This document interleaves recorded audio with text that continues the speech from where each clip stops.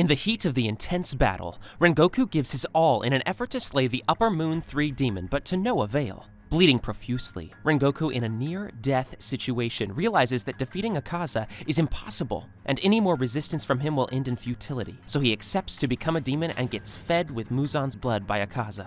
Or at least, this is what happened in our version of the story. But what happens next?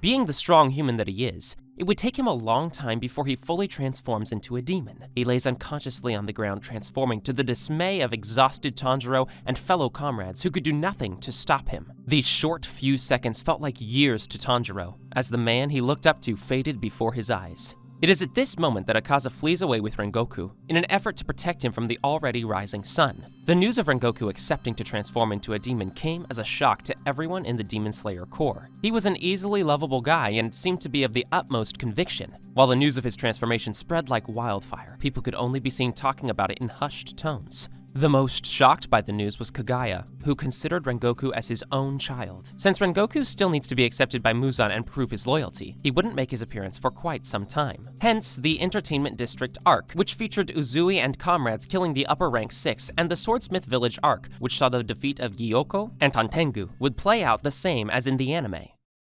Sometime later, during the Infinity Castle arc, while all the Hashira and Demon Slayers battle the Upper Moons, Rengoku, who is now the Upper Moon 5, taking over Gyoko, waits for the perfect moment to reveal himself. He lurks in the shadows, knowing that his appearance will change the tide of the ongoing battle. After an intense battle against Akaza, Giyu and Tanjiro managed to defeat him, a feat that made them very exhausted. Tanjiro faints while trying to walk and Giyu loses consciousness. Rengoku continues hiding till they are awake and have tended to their injuries.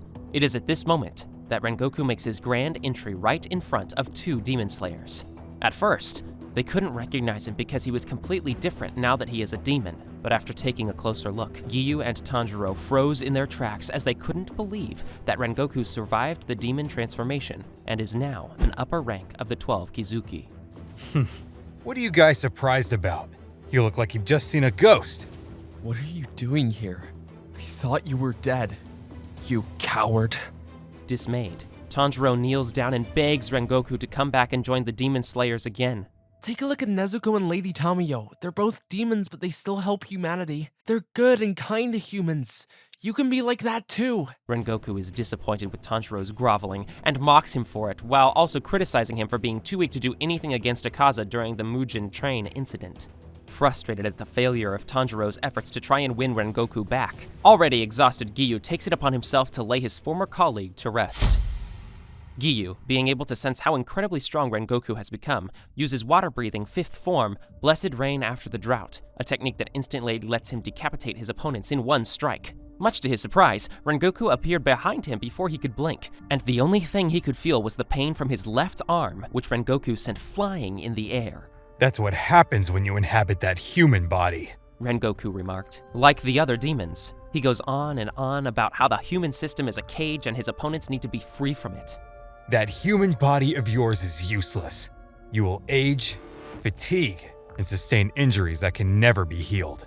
The same can't be said about us. And that's why I'm grateful to Akaza for turning me into a demon, and to Muzan for accepting and introducing me to the ranks of the Upper Moons. His words trigger Tanjiro, who begins to reminisce about the Mujin train incident and how Rengoku became a demon, but Giyu's screams bring him back to reality. Giyu, already exhausted and in severe pain, could do nothing but continue listening to Rengoku speaking. As it is, the both of you stand no chance against me. I've honed my skills and reached the realm of the highest.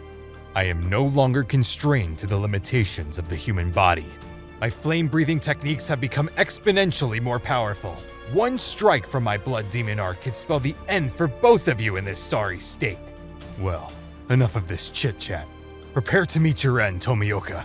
Fire-breathing, first form, unknowing fire!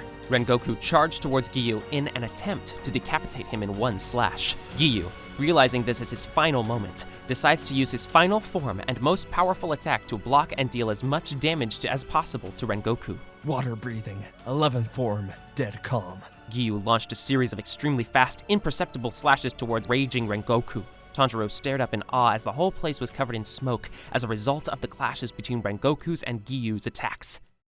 After about a minute of staring at the smoke, Tanjiro is surprised to see Gyu's head on the floor, with Rengoku being visibly wounded. This made Tanjiro begin to wonder and remember his last moments with Rengoku before he was transformed into a demon, and how surprised he was when Rengoku accepted Akaza's offer. Being enraged, he took one last stare of hatred at Rengoku. He hated everything about him. Rengoku's appearance irritated him. Transformed Rengoku had 2 horns on his head, with the same facial appearance, but had bloodshot eyes and sharp teeth that he exposed at every opportunity.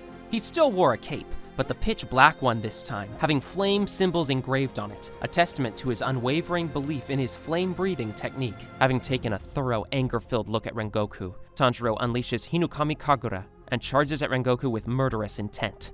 Upon seeing Tanjiro's tremendous increase in strength with the Hinokami Kagura, Rengoku quickly remembers when Tanjiro asked him about sun-breathing during the Mugen Train mission. Rengoku, however, easily blocks Tanjiro's series of Hinokami Kagura attacks using 4th form Blooming Flame Undulation, a defensive flame-breathing technique. Amazed at Tanjiro's immense power, Rengoku presents him with an offer. Become a demon and surpass your human limits. When you do, you will no longer fatigue, just like you did during your battle with Akaza. You could go on and train for centuries. The possibilities of what you could achieve are endless. Tanjiro gnashed his teeth, his heart bursting with hatred towards the man he thought of as a mentor, contemplating what his next line of attack should be. You are strong, Tanjiro, and with your sun breathing you will surely gain a position in the 12 Kizuki.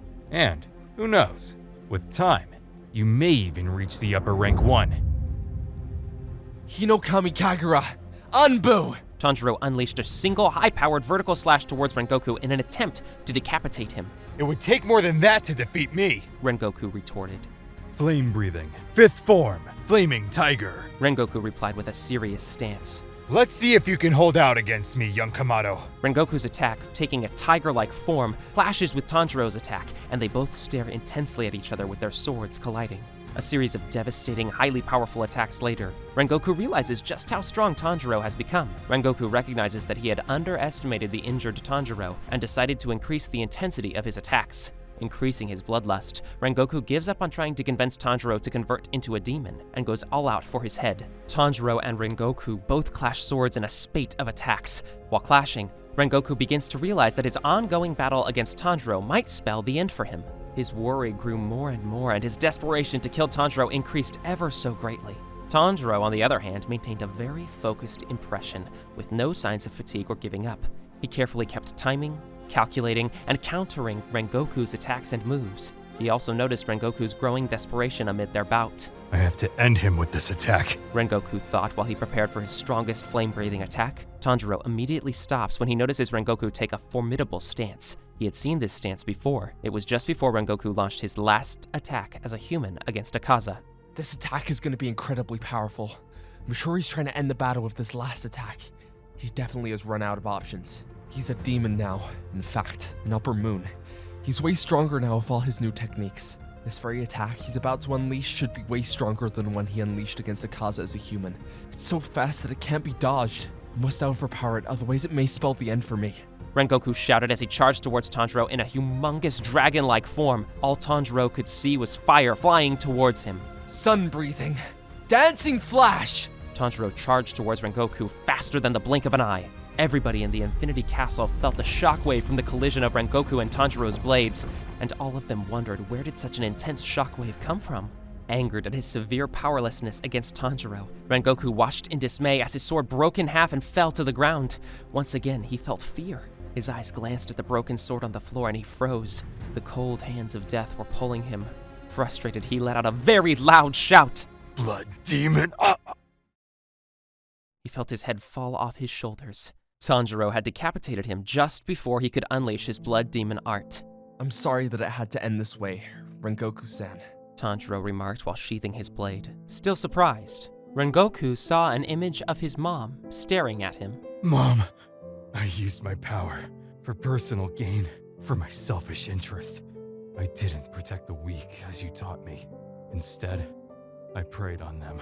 He kept on crying as he felt he had broken all the principles his mom set for him, and which he accepted and promised to uphold for the rest of his life. I was a fool. I was a selfish fool. I trusted Akaza and chose demons over humanity. What was it all for? It was all for nothing. Tanjiro looked at him and shook his head without saying anything. He didn't feel pity nor hatred anymore. It just felt like Rengoku never existed in the first place. Plagued with regrets, he was too ashamed to say any last words to Tanjiro as he watched him collapse from exhaustion. I hope my decisions and actions don't spell the end of the Demon Slayer Corps, were his final thoughts before completely disintegrating into thin air.